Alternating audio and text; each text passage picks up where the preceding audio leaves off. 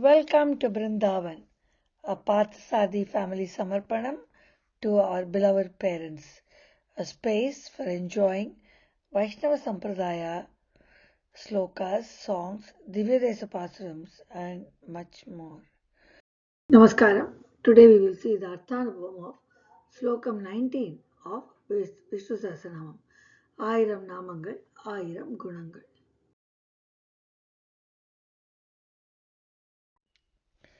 रामानुजदयापात्रं ज्ञानवैराग्यभूषणं श्रीमद्वेङ्कटनाथार्यं Vande वेदान्तदेशिकं श्रीशैलेशदयापात्रं दीपत्यादिगुणात्मकं यतीन्द्रप्रवणं Vande रम्यजामातरं मुनिम्.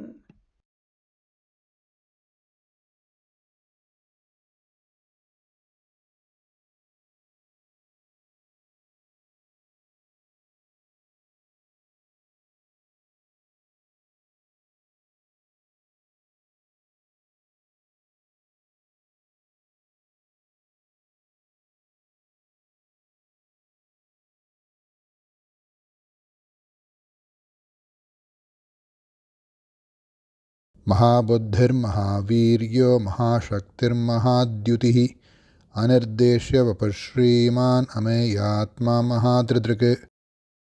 The first Nama in Slokam 19 is Mahabuddhi. Maha is immense or big, huge. Buddhi is knowledge.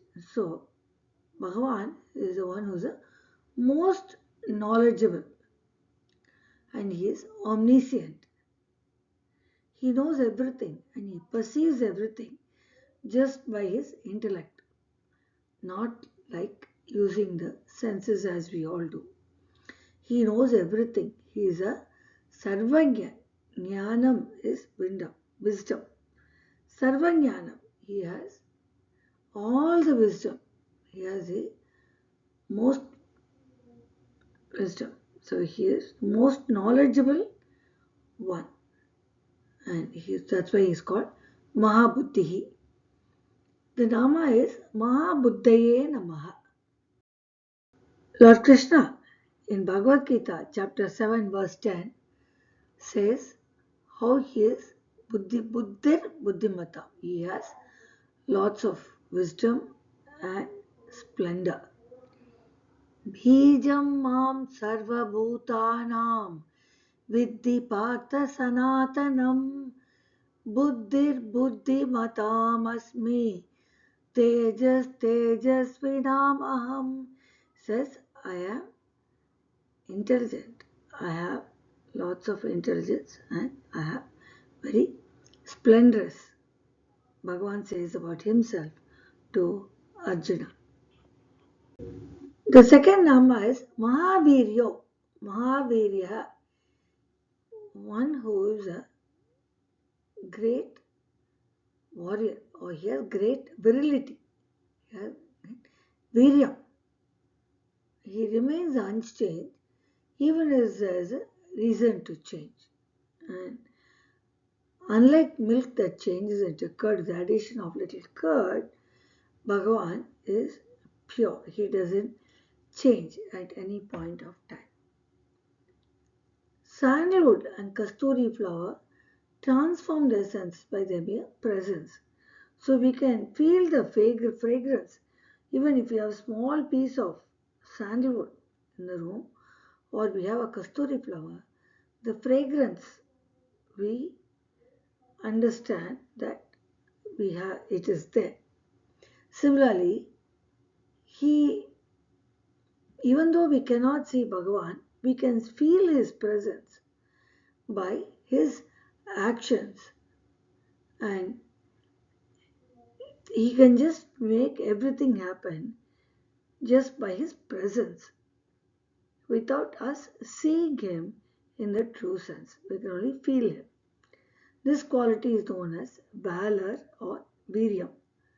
The power of the yogis to remain unchanged, conquering their senses, is said to be a minuscule part of Bhagavan's valor.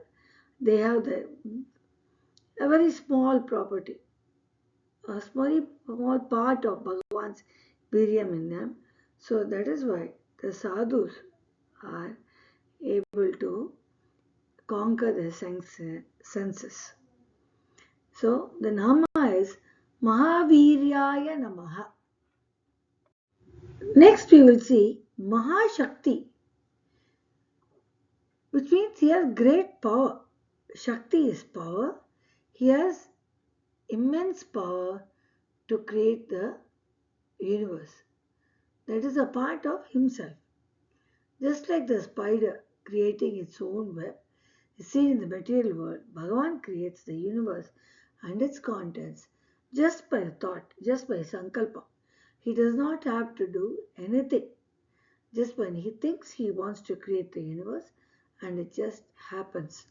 It is his immense power that gives him the ability to do this. The nama is Mahashaktaye Namaha. Fourth nama in Slokam 19 is Mahadyutihi. Dyuti means splendor. He is very splendorous. His effulgence will remove all the internal darkness. As you already said, he is very effulgent, very radiant. And the rays of his splendor removes all the internal darkness, which is ajnanam, and brings shine to the earth and also the external darkness for his devotees. The brightness of the sun is a tiny drop of his effulgence. The quality of effulgence is called Tejas. So he is Mahatejas. He is Mahadyuti. He is very splendorous. His radiance spread all over the place.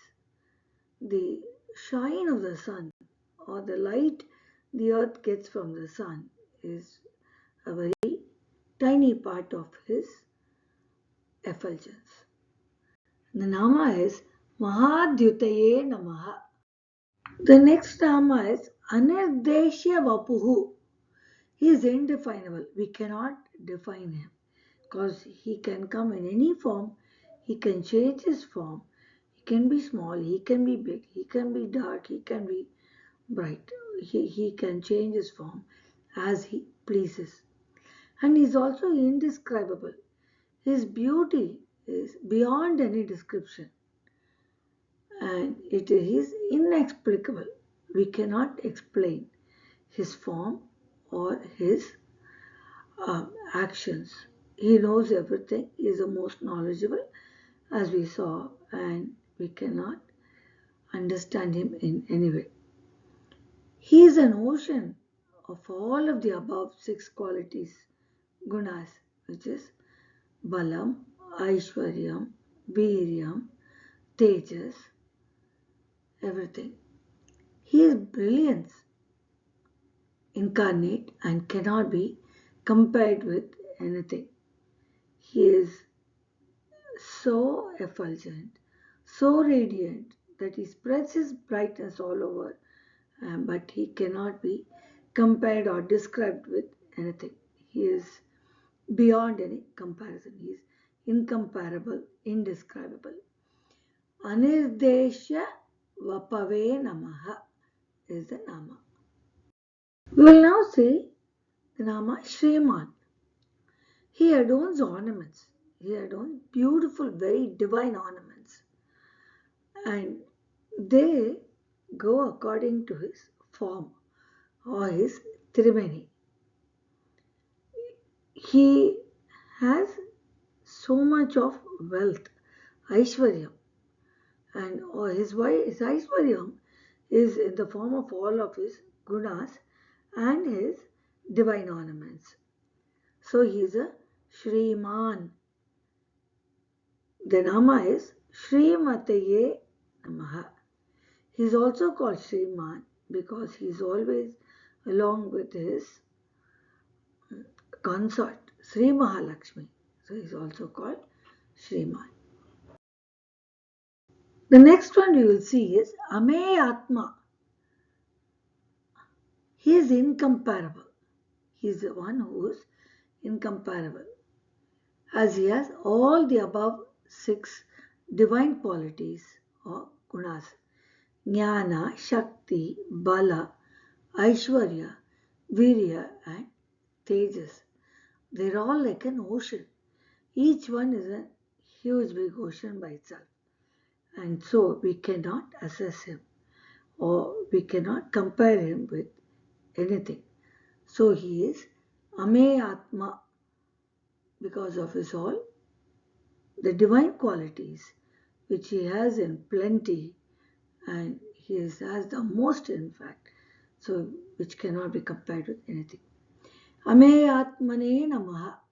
Now that we have described all the divine six qualities, we will now see his actions where he uses the six qualities of Jnana, Shakti, Bala, Aishwarya, Virya, and Tejas, which he has in plenty.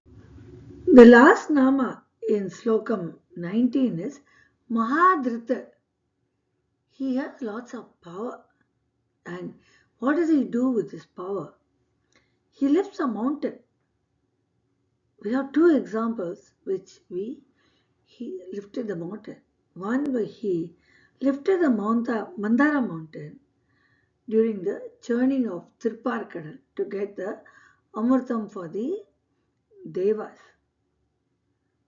which he got. Secondly, when during the Krishnavataram, when he was in Gokulam, Indra was being worshipped in Gokulam every year. But when Krishna came, he said, we need not do this. So then Indra was angry and he asked Varuna to keep pouring rain. So there was incessant rains in Govardhana or in Gokulam. Krishna, Lord Krishna, as a little boy, just got out, lifted the whole of the Govardhanagiri just with his little finger, and he got all the people, the cows, everything from Gokulam to be under the mountain which was protecting them. This shows how he has immense power which he exhibited as he was a little boy in Gokulam. Govardhanagiri is a very beautiful place where we can see Krishna having done his magic. The Nama is Mahadhritaye Namaha. To summarize Slokam 19, we say he has supreme knowledge or immense knowledge. He had great virility and strength. He does not change despite his actions. Like his effulgence did not reduce even a wee bit when the sun uh, gets a very small part of his radiance. He has great power and he has immense splendor. As we already said, the effulgence of the sun or the brightness of the sun is a minuscule of his splendor. With splendor, he removes both the internal and external darkness. Not only he brings the sun to give us brightness, but he also removes the internal darkness, which is ajnana.